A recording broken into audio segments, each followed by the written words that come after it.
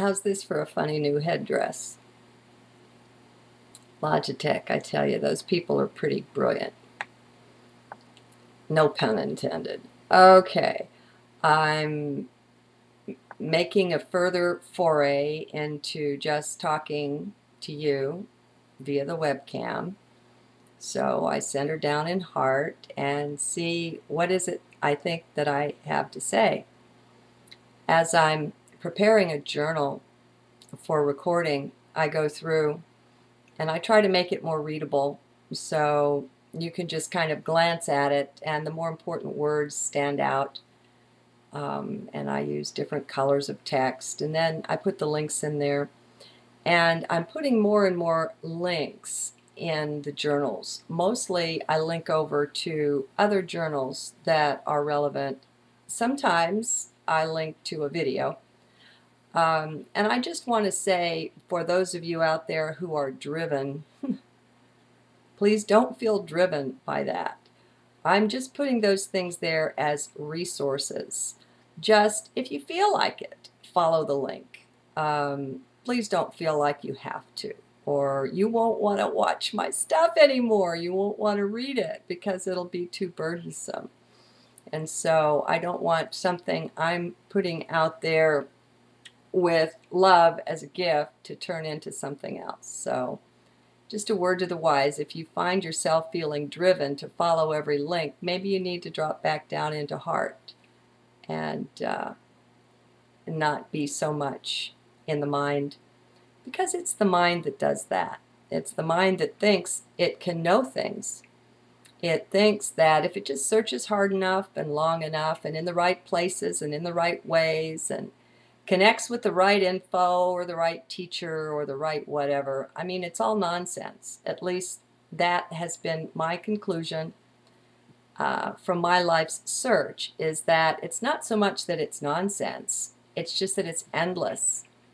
I remember the day, I was probably in my early to mid-20s, and I was in the library doing some research. I was just beginning a study of astrology, and a serious study, not the superficial thing, but the magi type of deal that has come down to us through the centuries, and seeking out wise ones who used it not as fortune telling or that kind of thing, but the more spiritual uses of it.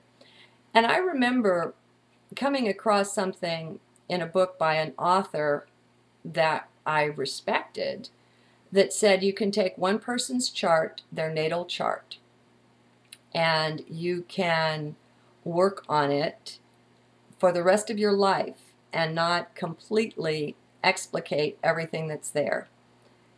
Now, I suppose they meant, you know, by looking at maybe the transits and other things as well. I don't know. I just remember stopping and thinking, oh my God, what am I doing here?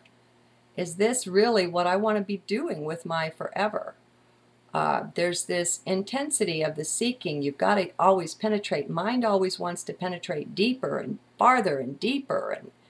And that was a little mini look at infinity.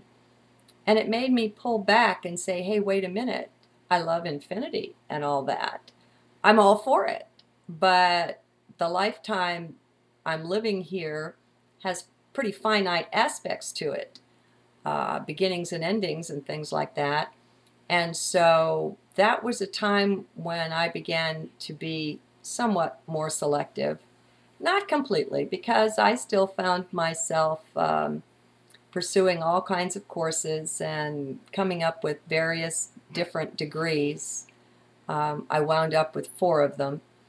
And, you know, I could duplicate myself into a dozen clones and put each one of them in college or university around the world, studying this, that, and the other, and never be bored, not for a moment. And I guess I'd have to put another dozen of me in a bed somewhere asleep, getting the rest that was needed. But it's it's a matter of choosing. I think that's what 3D gives us, is it kind of forces us to make choices out of the infinity of that which is available. And we grow and we develop and we blossom and we bloom in our own specific and unique way because of the choices that we make. Each one of us is far more unique and individual than I think we even can realize here in the 3D matrix, the hologram. But consider for a moment, you've lived many, many lifetimes, and not just human ones, most likely. I mean, you're a soul, you're a spirit. You can incarnate into this, that, or the other.